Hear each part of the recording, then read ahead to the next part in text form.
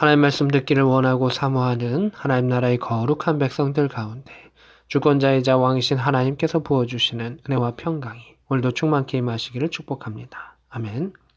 오늘 베드로전서 1장 13절부터 25절까지 말씀 보도록 하겠습니다. 그러므로 너희 마음의 허리를 동이고 이렇게 되어 있습니다. 그리고 근신하여 라고 말합니다. 6월절에 출애굽할 때도 그들은 허리를 동이고 급한 그 모습으로 나왔었습니다. 긴장된 모습이고 하나님의 명령을 기다리는 그 모습이기도 합니다. 또한 허리를 동이는 자는 또 나그네들이 그렇게 합니다. 머무는 자들 또는 그것에서 쉬는 자들은 허리를 풀죠. 그러나 나그네들은 허리를 동이고 하나님께서 명령하신 곳을 나아갈 수 있도록 전진하는 자들이다. 그래서 허리를 동이고 근신하여라 라고 말하고 있습니다. 또한 예수께서 나타나실 때 너에게 가져다 주실 은혜를 온전히 바랄지어다 이렇게 되어 있습니다. 예수 그리스도의 때에 주실 은혜는 무엇일까요? 구원이기도 하고요. 또 구원의 때에 주시는 칭찬과 영광과 존귀를 의미하기도 하지요. 그 모든 것들을 사모해라 라고 말합니다. 14절입니다. 너희가 순종하는 자식처럼 이렇게 말하고 있습니다. 오늘 본문 가운데 중요한 단어는 이 순종이라고 하는 단어입니다. 순종하는 자식처럼 전에는 알지 못할 때에 따르던 사욕을 본받지 말고 오직 너희를 부르신 거룩한 이처럼 너희도 모든 행실에 거룩한 자가 되어라 라고 말하고 있습니다.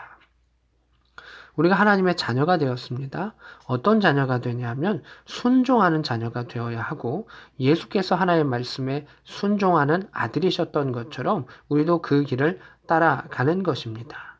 예수님의 그 거룩한 순종의 그 모습을 우리가 닮아가야 한다라고 말하고 있습니다. 16절입니다. 내가 거룩하니 너희도 거룩할지어다. 아멘. 이건 레위기의 핵심 말씀이죠. 하나님께서 우리를 가까이 하시기를 원하시고 그 하나님의 거룩함을 덧입어서 하나님과 더욱더 친밀하기를 원한다라고 하는 말씀이시기도 하시고 예수께서 이 땅에 오시면서 순종함으로써 또 우리에게 순종의 본을 보이셨고 그 일들을 통해서 우리는 하나님께 더욱더 다가갈 수 있다라고 하는 것을 볼 수가 있습니다. 17절입니다. 외모로 보시지 않고 각 사람의 행위대로 심판하시는 이를 아버지라 부른즉 너희가 나그네로 있을 때에 두려움으로 지내라 이렇게 되어 있습니다.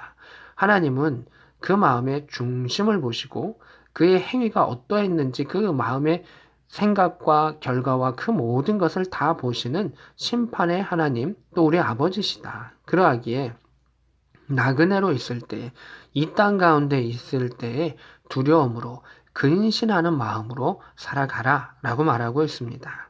18절입니다. 헛된 행실에서 대속함을 받은 것은 은이나 금 같은 없어질 것으로 된 것이 아니다. 헛된 행동으로 구원을 받는 것도 아니고 은이나 금과 같은 유한한 재물과 물질의 세상의 가치로 우리가 구원받는 것이 아니다라고 하는 것입니다. 19절이죠.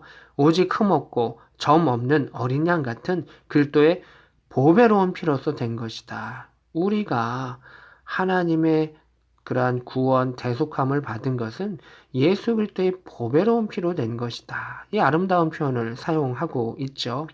세상의 보물이 아닌 보배로운 피.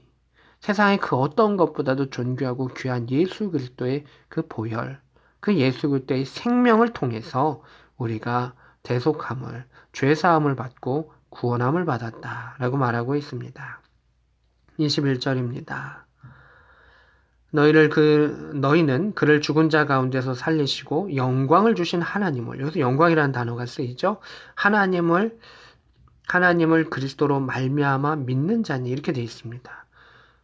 이 하나님, 전능하신 하나님, 죽은 자 가운데서 살리시고 영광을 주신, 부활시키신 그 하나님을 그리스도로 말미암아 믿게 된다라는 것입니다. 하나님을 더욱 잘 알게 하시느니, 그 전능하심과 사랑과 존귀하심을 알게 하신 이가 바로 예수 그리스도다. 그래서 예수 그리스도를 통하여 우리가 하나님을 알아가는 것이죠. 그 알아감의 역사를 통해서 믿음과 소망과 사랑의 역사가 있고 구원의 길이 열리는 것이죠. 그래서 예수께서 내가 곧 길이요 진리요 생명이니 라고 말씀하신 것은 예수님을 통하여 하나님을 알아갈 수 있기에, 영생을 받을 수 있기에 그것을 이야기하시는 것입니다. 예수님을 통하여 하나님께로 이어진다라고 하는 것입니다. 22절입니다. 너희가 진리를 순종함으로, 여기도 순종이 나오죠. 너희 영혼을 깨끗하게 하여 거짓 없이 형제를 사랑하게 이르렀으니 마음으로서 뜨겁게 서로 사랑하라. 하나님을 믿는 자의 특징은 사랑하는 것입니다. 그리고 그 백성과 그 하나님의 백성과 백성이 서로 사랑하게 되는데, 너희가 진리를, 진리는 하나님의 말씀입니다. 하나님의 말씀을 순종하는 자는 영혼이 깨끗해진다는 것입니다. 믿음을 가지고 하나님의 말씀에 순종하면 그가 거룩해지고 영혼이 깨끗해진다라고 말합니다. 23절입니다. 너희가 거듭난 것은 썩어질 씨로 된 것이 아니다라고 말하고 있고요. 썩지 아니할 씨로 된 것이니 살아있고 항상 있는 하나님의 말씀으로 되었느니라, 이렇게 되어 있습니다. 여기서도 진리가 과연 무엇인가를 이야기합니다. 진리는 항상 있는 하나님의 말씀이다. 이 말씀이 생명의 씨앗이고, 이 생명의 씨앗을 통해서 우리가 어떻게 되었다? 거듭났다라고 하는 것입니다. 하나님의 말씀은 하나님 자체를 의미하기도 하고, 하나님의 능력을 의미하기도 하고, 때로는 예수 그리스도를 의미하기도 합니다. 또 선포된 말씀을 이야기하기도 하지만 그 하나님 자체죠. 하나님의 능력이죠. 그래서 우리는 그것을 통하여, 그 말씀을 통하여 거듭났다. 그 하나님의 말씀이 생명의 씨앗이다라고 하는 것입니다. 24절입니다. 모든 육체는 풀과 같고 그 모든 영광은 풀의 꽃과 같으니 풀은 마르고 꽃은 떨어지되 오직 주의 말씀은 세세토록 있도다. 아멘. 유명한 말씀이죠. 꽃도 풀도 다 마르고 시들 수밖에 없지만 주의 말씀은 세세토록 영원히 있도다 라고 하는 그 말씀은, 그 유명한 말씀을 인용하고 있는 것을 보게 됩니다. 그래서 세상에 있는 모든 것들은 썩어질 씨로 되어 있기 때문에 마를 수밖에 없고 죽을 수밖에 없고 시들 수밖에 없다. 그러나 영원하신 하나님의 말씀이 생명의 씨앗이고 영원하시기 때문에 우리를 거듭남의 길로, 새 생명의 길로, 영생의 길로, 영원한 길로 인도하여 주신다라고 말하고 있습니다. 너에게 전한 복음이 곧 이 말씀이라. 복음이 무엇인가라고 하는 것 가운데, 또 이단도 그렇고 많은 사람들이 복음은 무엇이냐라고 이야기했을 때 로마서에서도 많이 강조하지만 이 베드로 전서 가운데서도 그 엑기스를 이야기하고 있습니다. 예수 그리스도로 말미암아 하나님을 믿는 것이고 그 하나님의 말씀을 통해서 우리는 거듭난다. 그 말씀의 순종함을 통해서 영혼의 깨끗함을 얻고 사랑의 거룩함을 입으며 하나님의 백성으로서 살아간다라고 말하고 있습니다.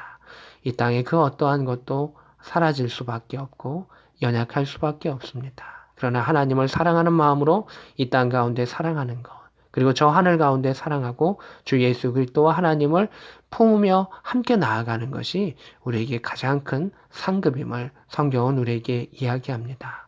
오늘도 이 복음을 품으며 이 복음을 전하며 하나님 나라의 백성으로 살아갈 수 있는 복된 저와 여러분 될 수 있기를 우리 구주 예수 그리스도의 이름으로 축복합니다.